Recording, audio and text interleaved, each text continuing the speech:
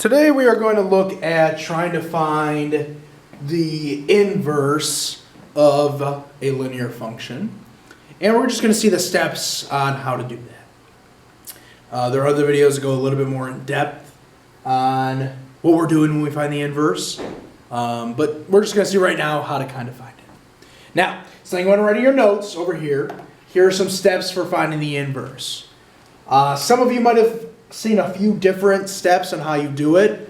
I like to do it this way because when you get an actual real-world example, you don't really lose the context of the problem.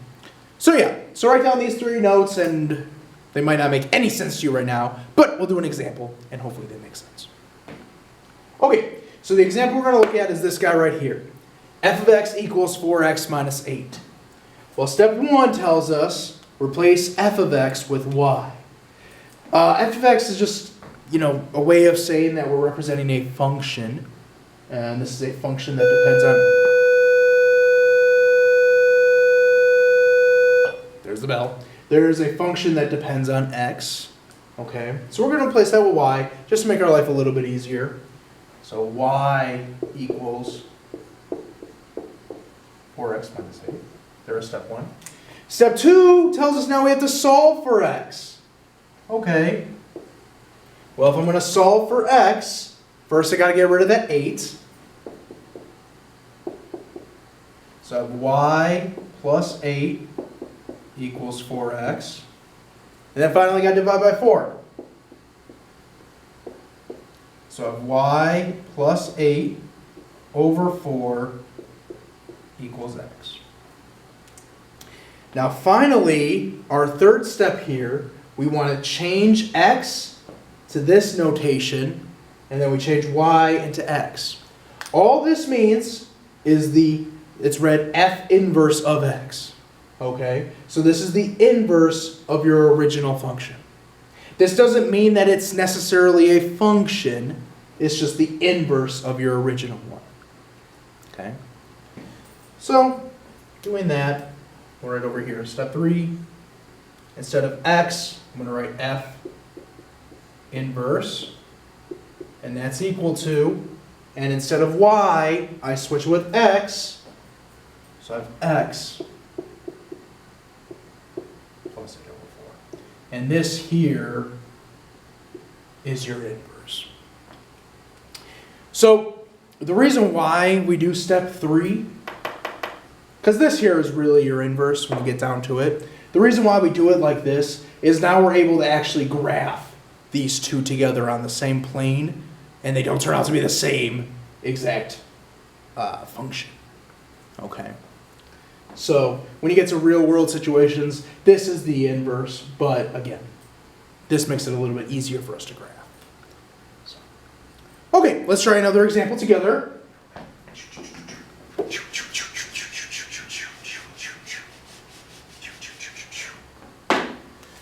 Okay, let's do f of x equals negative 1/2 x plus 11. Okay, step 1, replace f of x with y. So y equals negative 1/2 x plus 11. Step 2, solve for x. Well, I want to subtract 11. So y minus 11 is negative 1/2 x. Most of the time this is just some crazy algebra. Not really crazy, but... Okay, there are a few ways to go about this. You're multiplying by a negative 1/2, so you could divide by negative 1/2. Or, to get rid of that 2 down there, we can multiply by a negative 2. The negatives are going to kind of... And then 2 divided by 2 gives us 1. That's good. So we're going to multiply this side by negative 2. But remember, we want to multiply the whole thing by negative 2. So you get negative 2 times y minus 11. Don't forget those parentheses. Equals x. Sometimes the hardest part is just the algebra. Okay. So now step 3, we want to interchange x with f inverse and y with x. Okay. So step 3, I have -2. Instead of y, I'm going to put x. And instead of x, I'm going to put f inverse. And there is our inverse. Okay. Now we're going to have you try one by yourself.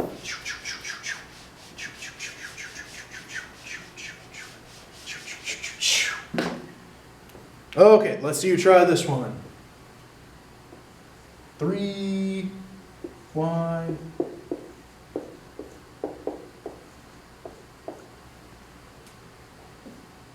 So pause the video and try it out. Welcome back. Okay, so this one's a little bit different, just a little, just the way it's formatted. We're still going to follow the same exact steps. Replace f of x with y. Well, they already did that for us. Boom. Now we want to solve for x. So step 2.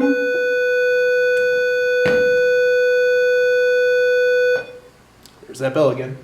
So we're going to divide each side by 2. So now I have 3y plus 24 divided by 2 equals x. Now, you know, most of the time when you're in the inverse chapter, they leave it at that, but just for practice, we can split this fraction apart.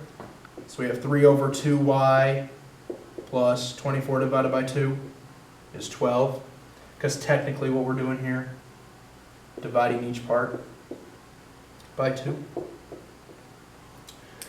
Okay, we solve for x. Now we want to change x into f inverse and y into x.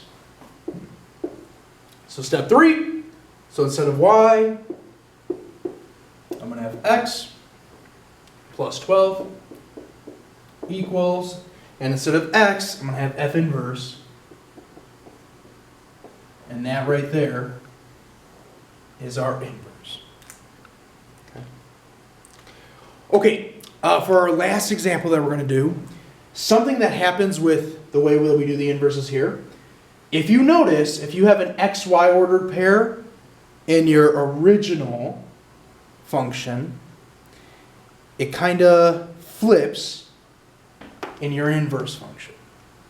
Okay? And what I kind of mean by that, if you look up here, when y equals 0, you have 24 equals 2x, x is going to equal 12. And down here, when x equals 0, well, that's 0, 12 equals y, y equals 12. So see here, it was 12 comma 0 in the original function, but in the inverse, it's 0 comma 12.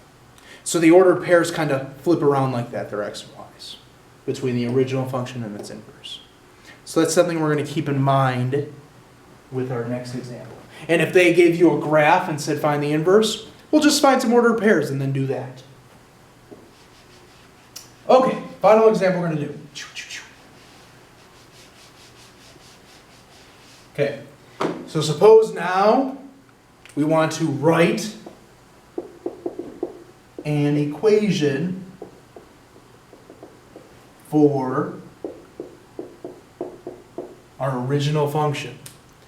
And we know that the slope of f of x equals 4. And they tell us that f inverse of 5 equals 2. Okay? So I know the slope of my original equation is 4. So I'm looking for an equation for f of x, so it's going to be something like y equals mx plus b, because we're dealing with linear equations. And I already know that m equals 4, because they tell us the slope of f of x is 4. Now I need to find that y-intercept. Well, if I know that this is an ordered pair of my inverse, so this is 5 comma 2, this is the inverse. Well, remember that thing we talked about just a few seconds ago? Our ordered pairs kind of flip. So in my original function, this is f inverse. Instead of 5 comma 2, it's going to be 2 comma 5. So now we could use that to figure out what b is. Just like we did earlier in the chapter. Take 5, substitute it in for y, 2, substitute in for x, and then we solve for b. So we're going to have 5 equals, instead of m, I have 4 times 2 plus b. 5 equals 8 plus b. B is going to be -3. Now bringing all that together, we have y equals 4x minus 3. Mr. Pons, what is that? Great question. This is our f of x. We could actually change y. So this, right here, is our original function. It has a slope of 4, and its inverse has that ordered pair. And if you had to, if they asked you what's the inverse equation, well, just follow our steps. There you go. So this is the bare basics with inverses of linear functions. Hopefully this helped out.